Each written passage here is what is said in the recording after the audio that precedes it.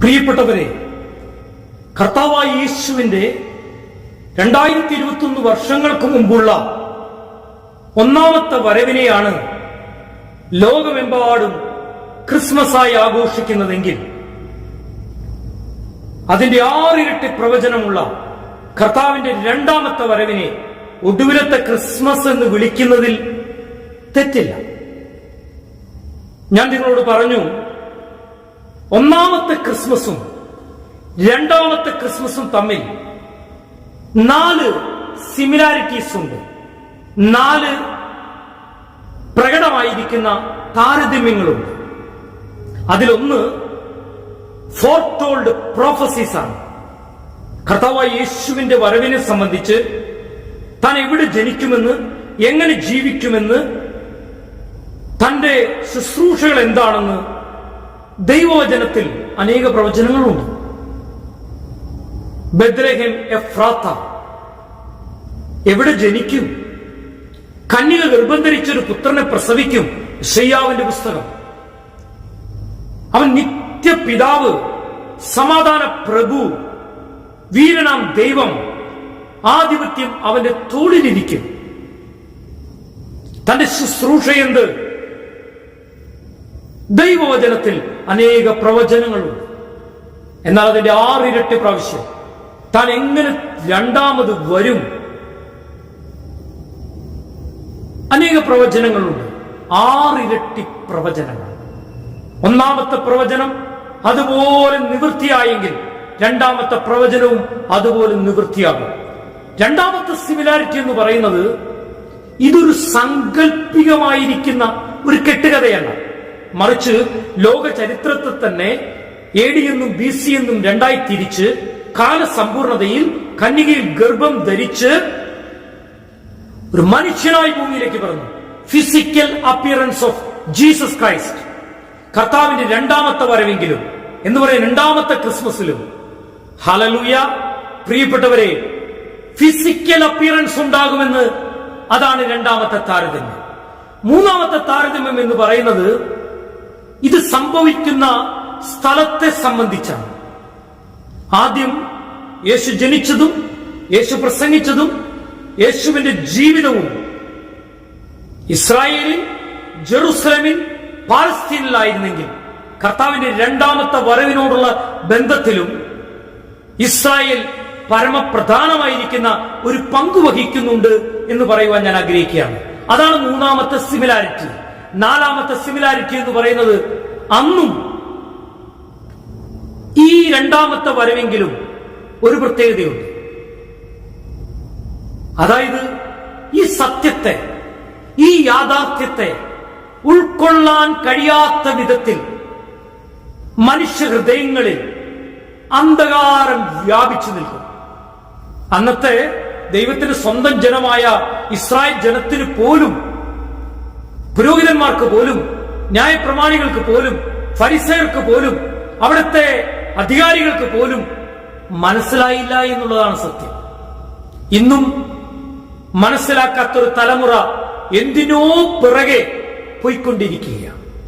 എന്നാൽ ഇപ്പോൾ ഞാൻ നിങ്ങളോട് പറയുവാൻ ആഗ്രഹിക്കുന്നത് താരതമ്യങ്ങളെ കുറിച്ചല്ല, മറിച്ച് ഞാൻ പറയാൻ ആഗ്രഹിക്കുന്നത് ഒന്നാമത്തെ ക്രിസ്മസും ഒടുവിലത്തെ ക്രിസ്മസും തമ്മിൽ പ്രകടമായ 5 വ്യത്യാസങ്ങളുണ്ട്. ഹല്ലേലൂയ. എന്നെ കേൾക്കുന്ന പ്രിയപ്പെട്ടവരെ, 5 വ്യത്യാസങ്ങൾ. എന്താണവ എന്ന് പറഞ്ഞാൽ, ഇന്നേക്ക് 2021 വർഷങ്ങൾക്ക് മുമ്പ് കർത്താവായ യേശു ഭൂമിയിലേക്ക് പിറന്നപ്പോൾ താൻ ഉണ്ണിയേശുവായിട്ടാണ് പിറന്നത്. എന്ന് പറഞ്ഞാൽ യേശു ക്രിസ്തുവിന്റെ, ഉണ്ണിയേശുവിന്റെ വീക്ക്നെസ് ആൻഡ് മീക്ക്നെസ് നമുക്ക് അവിടെ കാണുവാനായിട്ട് കഴിയും. ഒരു പുൽത്തൊട്ടിയിൽ കിടക്കുന്ന യേശു, ഒരു കാലിത്തൊഴുത്തിൽ കിടത്തിയ അനുഭവം. പ്രിയപ്പെട്ടവരെ, ഒരു തച്ചന്റെ മകനായി അറിയപ്പെട്ട യേശു. പ്രിയപ്പെട്ടവരെ, എന്നാൽ രണ്ടാമത്തെ ക്രിസ്മസ് അങ്ങനെയല്ല. അതിന്റെ പ്രത്യേകത എന്താ? താൻ രണ്ടാമത് വരുന്നത് ഒരു വീക്ക്നെസ്സിലുമല്ല, ഒരു മീക്ക്നെസ്സിലുമല്ല. രണ്ടാമത് യേശു ക്രിസ്തു വരുന്നത് വിത്ത് പവർ ആൻഡ് ഗ്ലോറി, അധികാരത്തോടും മഹത്വത്തോടും കൂടിയാണ് കർത്താവായ യേശു വരുന്നതെന്ന് നാം മറന്നു പോകരുത്. ഒന്നാമത്തെ പ്രത്യേകത, ഒന്നാമത്തെ ഡിഫറൻസ്. ആദ്യം ഭൂമിയിലേക്ക് വന്നത് ബലഹീനതയിലും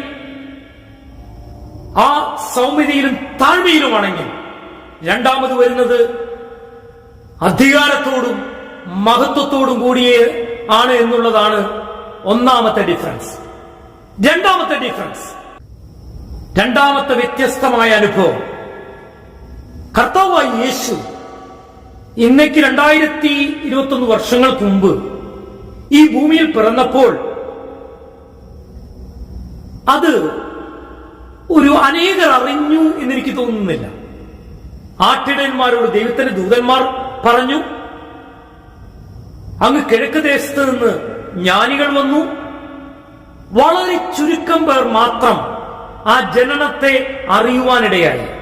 എന്ന് പറഞ്ഞാൽ ഒരു രഹസ്യമായിരിക്കുന്ന ഒരനുഭവമായിരുന്നു ഒന്നാമത്തെ ക്രിസ്മസ് എങ്കിൽ, രണ്ടാമത്തെ യേശു ക്രിസ്തുവിന്റെ ഈ ഭൂമിയിലേക്കുള്ള വരവെന്ന് പറയുന്നത് ഒരു രഹസ്യത്തിലുള്ള വരവല്ല, മറിച്ച് അത് പരസ്യമായിരിക്കുന്ന, ഒരു പബ്ലിക്കായിരിക്കുന്ന, സകലരും അറിയുന്ന ഒരു മഹാസംഭവമത്രേ.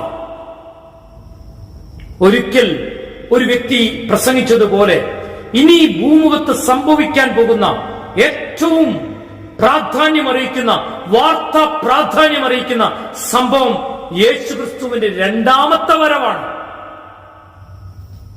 മൂന്നാമത്തെ പ്രത്യേകത, പ്രിയപ്പെട്ടവരെ, കർത്താവായ യേശു ദൈവത്തിന്റെ വചനമാണ്, ദൈവപുത്രനാണ്, ആരാധനയ്ക്ക് യോഗ്യനാണ്, മഹത്വപൂർണനായ രാജാവാണ്.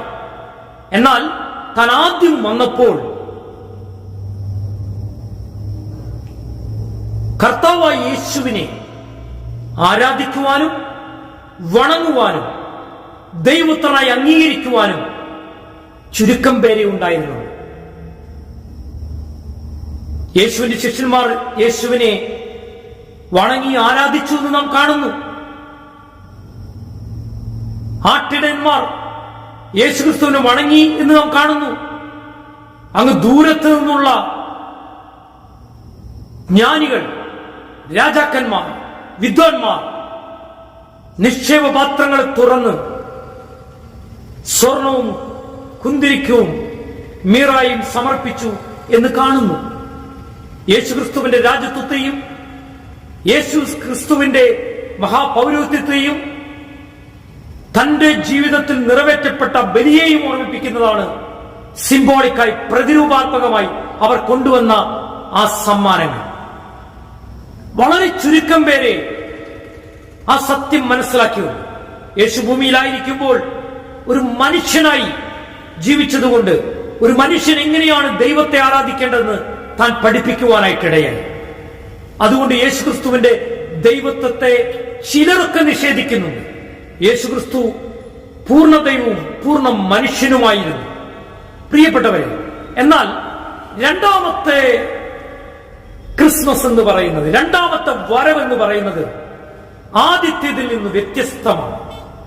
എന്ന് പറഞ്ഞാൽ എല്ലാ മുട്ടും മടങ്ങും, എല്ലാവരും യേശുവിനെ കർത്താവ് എന്ന് പറയും. എന്ന് പറഞ്ഞാൽ കർത്താവിനെ അംഗീകരിക്കാത്തവരും കർത്താവിനെ തള്ളിക്കളഞ്ഞവരും സുവിശേഷത്തെ വെല്ലുവിളിച്ചവരും യേശുക്രിസ്തുവിനെ പരിഹസിച്ചവർ പോലും അവരുടെ മുട്ടുകളും മടങ്ങും, അവരും യേശുവിനെ കർത്താവ് എന്ന് വിളിക്കും. അതാണ് മൂന്നാമത്തെ ഡിഫറൻസ്. ആദ്യത്തെ വരവെങ്കിൽ വളരെ ചുരുക്കം പേരെ മുട്ടുമടക്കിയുള്ളൂ എങ്കിൽ രണ്ടാമത്തെ വരവെങ്കിൽ സകല മുട്ടും മടങ്ങും എന്നുള്ളതാണ് സത്യം.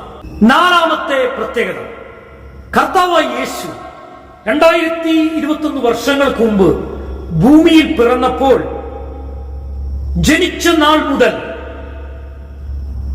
he was mistreated, rejected. ഒത്തിരി അനുഭവങ്ങളിലൂടെ യേശു ക്രിസ്തു കടന്നുപോയി. എന്ന് പറഞ്ഞാൽ യഹൂദന്മാർ, യഹൂദ മതാനുസാരികൾ യേശുവിനെ കൊല്ലുവാൻ നോക്കി, തള്ളിയിടുവാൻ നോക്കി, പരിഹസിക്കുവാൻ നോക്കി. ഒത്തിരി പ്രശ്നങ്ങളുണ്ടായി. ഭരണാധികാരികൾ യേശുവിനെ കൊല്ലുവാൻ കരുതി 2 വയസ്സിന് താഴെയുള്ള കുഞ്ഞുങ്ങളെ മുഴുവൻ കൊല്ലുവാൻ കൽപ്പന കൊടുക്കുവാനിടയായി. അതാണ് ഒന്നാമത്തെ വരവെങ്കിൽ സംഭവിച്ചതെങ്കിൽ, ഹല്ലേലൂയ, യേശുക്രിസ്തുവിനെ തള്ളിക്കളഞ്ഞവരും യേശുക്രിസ്തുവിനോട് അപമര്യാദയായി പെരുമാറിയവരും യേശുക്രിസ്തുവിനെ പീഡിപ്പിച്ചവരും ആണ് ഒന്നാമത്തെ തന്റെ വരവിങ്കൽ ഉണ്ടായതെങ്കിൽ, രണ്ടാമത്തെ വരവിങ്കൽ കർത്താവായി യേശു വരുന്നത് എന്തിനാണെന്നറിയാമോ? തന്നെ റിജക്റ്റ് ചെയ്യുന്നവരെ, തന്നെ മിസ്ട്രീറ്റ് ചെയ്യുന്നവരെ,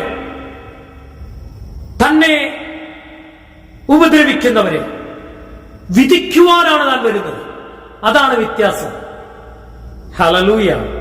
പ്രിയപ്പെട്ടവരെ, എന്നെ കേൾക്കുന്ന സുവിശേഷ വിരോധികളുണ്ടെങ്കിൽ, ആരുടെയെങ്കിലും അറിവില്ലായ്മയാണ് യേശുക്രിസ്തുവിനെയും യേശുക്രിസ്തുവിനെ പിൻപറ്റുന്നവരെയും ഉപദ്രവിക്കുന്നതെങ്കിൽ, എനിക്ക് നിങ്ങളോട് ഈ സത്യം തുറന്നു പറഞ്ഞേ മതിയാകൂ.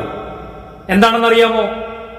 കർത്താവായ യേശു രണ്ടാമത് വരുന്നത് തന്നെ എതിർത്തവരെ മാത്രമല്ല, തന്നെ പരിഹസിച്ചവരെ മാത്രമല്ല, തന്നെ ഉപദ്രവിച്ചവരെ മാത്രമല്ല, തന്റെ നാമത്തിൽ ദൈവത്തിന്റെ വചനവുമായി കർത്താവായ യേശു എന്ന സുവിശേഷവുമായി മുന്നോട്ട് പോകുന്ന വ്യക്തികളെ ഉപദ്രവിക്കുന്നവരെ, അവരെ കൊല്ലുന്നവരെ, പീഡിപ്പിക്കുന്നവരെ വിധിക്കുവാനാണ് അവൻ വരുന്നത്. ഇത് പറയുമ്പോൾ ഒരു കാര്യം കൂടി ഞാൻ ഓർമ്മിപ്പിച്ചില്ലെങ്കിൽ അതെന്റെ ഭാഗത്ത് നിന്ന് ഒരു വീഴ്ചയായി വരും. കർത്താവിന്റെ രണ്ടാമത്തെ വരവിന് മുമ്പ് എത്ര കൊടും ക്രൂരത ചെയ്ത, സുവിശേഷത്തിന് എത്ര വിരോധികളായി നിന്ന വ്യക്തികളാണെങ്കിലും ആ പാപങ്ങൾ ഏറ്റുപറഞ്ഞ് കർത്താവായ യേശുവിനെ വിശ്വസിച്ച് കർത്താവിന് വഴി നിന്ന് കർത്താവിനെ എതിരേൽക്കാൻ ഞാനും നിങ്ങളും തയ്യാറാകുന്നുവെങ്കിൽ നിശ്ചയമായും നിങ്ങൾ ഒരിക്കലും ഒരു വിധിയിൽ, ശിക്ഷാവിധിയിൽ അകപ്പെടുകയില്ല എന്ന നിർമ്മലമായ സത്യം ഞാൻ ഇന്ന് വിളിച്ചു പറയുവാൻ ആഗ്രഹിക്കുകയാണ്. അടുത്ത വ്യത്യാസം എന്ന് പറയുന്നത്, അഞ്ചാമത്തെ വ്യത്യാസം എന്ന് പറയുന്നത്, കർത്താവായ യേശു ആദ്യം ഭൂമിയിലേക്ക് വന്നപ്പോൾ താൻ ഒരു നസ്രത്തുകാരനായി, ഒരു തച്ചന്റെ മകനായി, ഒരു ജാരസന്തതിയായി ആ കാലഘട്ടത്തിലുള്ളവർ പരിഹസിച്ചെങ്കിൽ അതിന്റെ പര്യായമായി കാൽവരി ക്രൂശിലേക്ക് നടന്നെടുക്കുമ്പോൾ തനിക്കൊരു കിരീടം കൊടുക്കുവാനിടയായി.